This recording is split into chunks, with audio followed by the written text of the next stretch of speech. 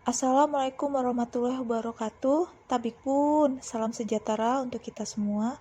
Saya Mutiara Wijayanti, peserta CGP kelas A7, 1.1 kelompok 2 Kota Bandar Lampung dari SMK Negeri 2 Bandar Lampung.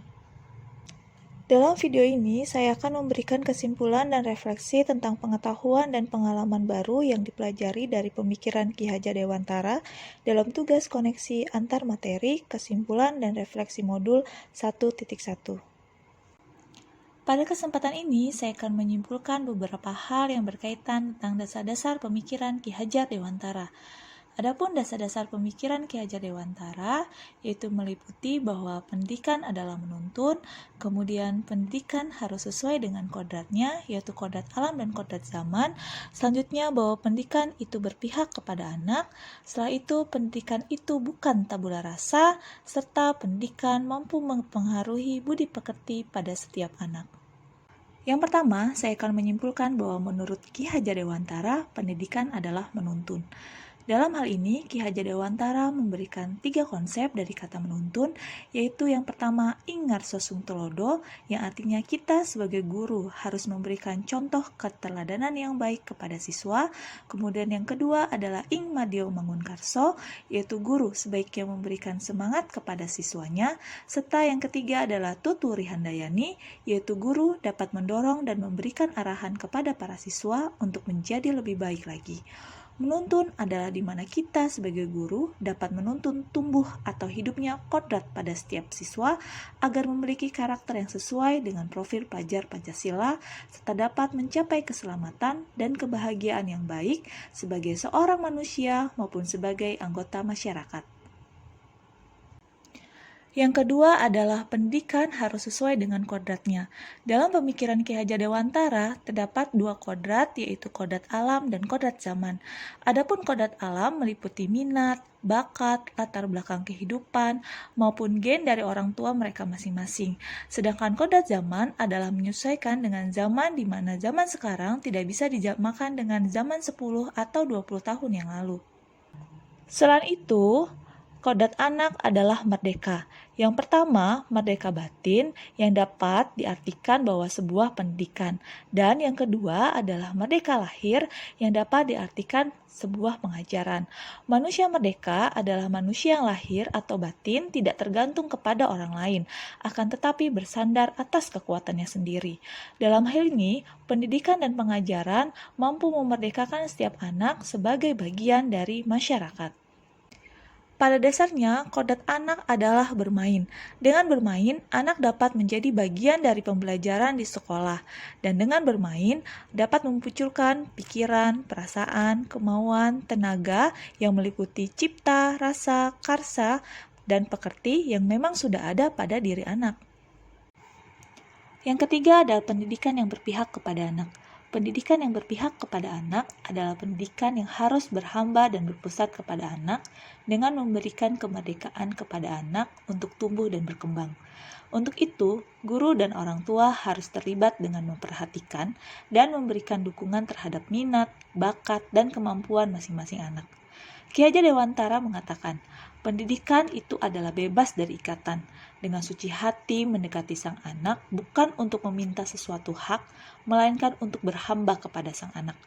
Dengan melaksanakan pengajaran yang berhamba kepada anak, akan benar-benar menampilkan bahwa kita menghargai keberadaan mereka, kita mendengarkan mereka, kita memberikan kepada mereka dengan ikhlas sesuai dengan kebutuhan mereka, bukan kita memaksakan mereka untuk mengikuti apa yang kita mau.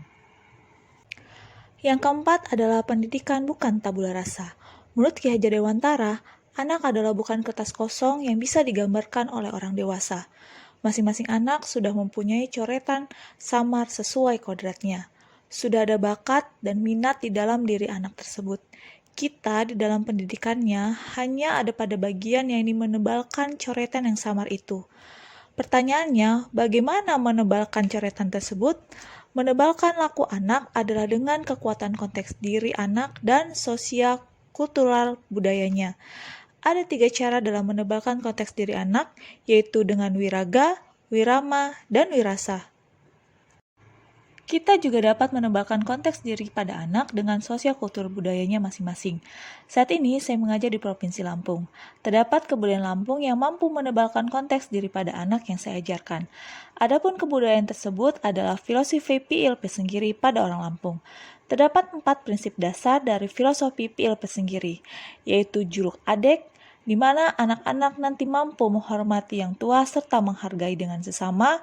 Kemudian yang kedua adalah nemu nyimah, yaitu di mana anak-anak diharapkan nanti akan mampu berperilaku baik dan murah hati kepada semua orang.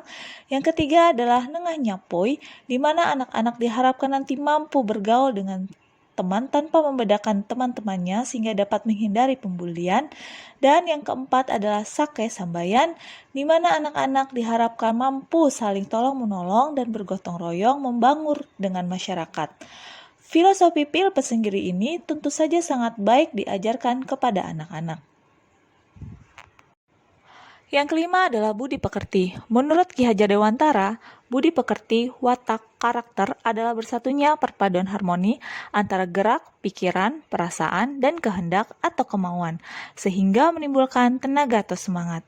Budi berupa cipta atau pikiran, rasa atau perasaan, karsa atau kemauan. Pekerti berupa tenaga atau raga. Dengan pendidikan, perubahan budi pekerti diharapkan juga bisa terwujud.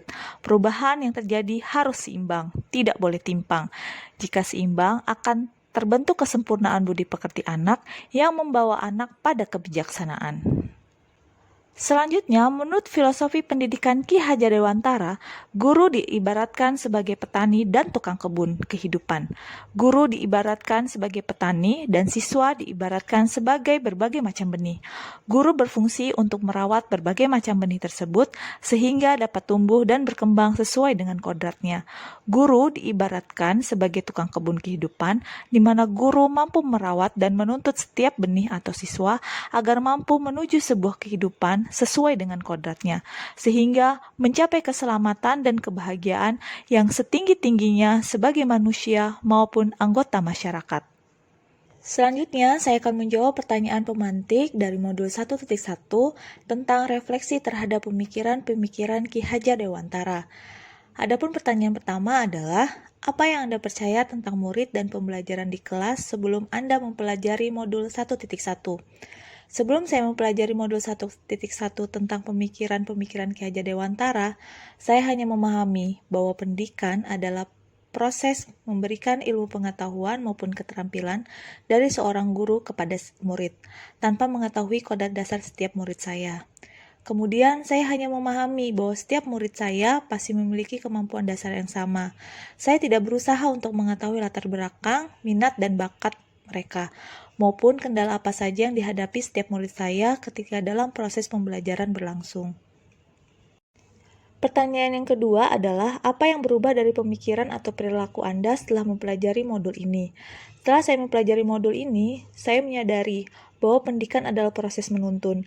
Sebagai seorang guru, saya tidak hanya bertugas untuk memberikan ilmu pengetahuan dan keterampilan semata, tetapi juga menuntun para murid saya untuk mencapai kodratnya, mendapatkan pendidikan yang sesuai dengan minat dan bakatnya, sehingga mencapai keselamatan dan kebahagiaan, baik sebagai seorang manusia maupun sebagai anggota masyarakat. Selanjutnya, saya mencoba mendalami setiap latar belakang murid saya, sehingga dapat menyiapkan strategi pembelajaran yang sesuai bagi mereka, karena satu strategi pembelajaran ternyata tidak bisa dipakai untuk seluruh murid saya. Pertanyaan ketiga adalah, apa yang dapat segera Anda terapkan lebih baik agar kelas Anda mencerminkan pemikiran Ki Hajar Dewantara? Yang dapat saya terapkan di sekolah dalam mencerminkan pemikiran Ki Hajar Dewantara antara lain, menerapkan merdeka belajar di mana pendidikan berpusat kepada murid. Sebagai seorang guru, saya hanya menjadi fasilitator dalam proses pembelajaran. Kemudian, membebaskan setiap murid untuk memberikan tanggapan tentang proses pembelajaran yang berlangsung, sehingga dapat menemukan strategi pembelajaran yang sesuai. Selanjutnya, selalu memberikan motivasi kepada setiap murid dan menceritakan hal-hal yang realistis tentang kehidupan. Selain itu, berusaha memberikan bimbingan ekstra kepada murid yang dirasa memiliki kemampuan yang kurang. Dan yang terakhir, tidak mendiskriminasikan seorang murid karena sadar bahwa setiap murid memiliki minat dan bakatnya masing-masing. Demikianlah kesimpulan dan refleksi tentang pengetahuan dan pengalaman baru yang dipelajari dari pemikiran Ki Hajar Dewantara dalam tugas koneksi antar materi, kesimpulan dan refleksi modul 1.1 yang dapat saya tuangkan dalam video ini. Semoga bermanfaat bagi kita semua. Salam bahagia, salam guru penggerak. Wassalamualaikum warahmatullahi wabarakatuh.